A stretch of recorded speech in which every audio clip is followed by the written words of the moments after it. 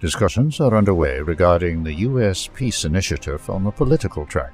On December 2nd, U.S. Special Representative Steve Witkoff and Donald Trump's son-in-law Jared Kushner arrived in Moscow for an official visit to meet with Russian President Vladimir Putin. The peace talks lasted approximately 5 hours. It's reported that the meeting was positive. However, Moscow has a list of points with which it does not agree regarding the peace agreement.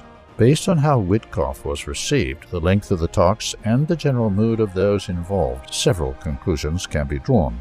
Ukraine is likely just one item on the agenda for resetting Russian-American relations. Peace will be achieved, but probably at a later date, as Kiev, supported by Brussels, is reluctant to accept the agreement's terms. Most importantly, Russia and the U.S. are highly likely to fully restore their pre-war relations, particularly the economic ones. Despite the peace talks regarding the Ukrainian conflict, changes occurred between December 2nd and 3rd.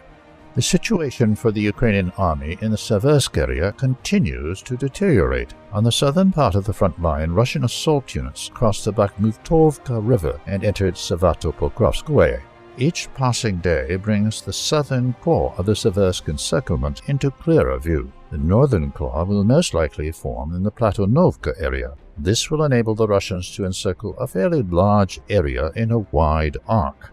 The Setbacks garrison itself is under threat. Previously, supplies could be delivered by road through Sevastopol-Krovskoye. However, since fighting began in the settlement on December 3rd, this is no longer possible. The Ukrainian army will likely try to organize the delivery of ammunition and food across the fields. However, due to frost and muddy conditions, regular communication is unlikely to be established.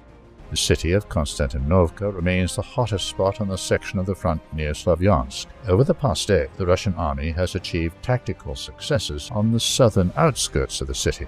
In the southern part of the Zaporizhzhia region, Russian paratroopers achieved a significant tactical victory. They captured a mining and processing plant east of Stepnogorsk.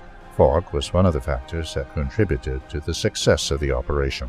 Thanks to the poor visibility, the Russian command was able to amass sufficient forces and carry out a rapid assault. The Ukrainian command is focusing all its attention on the southern section of the front. Meanwhile, the operational situation in Setbacks is deteriorating day by day. The risk of Setbacks sharing the same fate as Pokrovsk is increasing, and the Ukrainian army simply does not have the reserves to reinforce the city's garrison.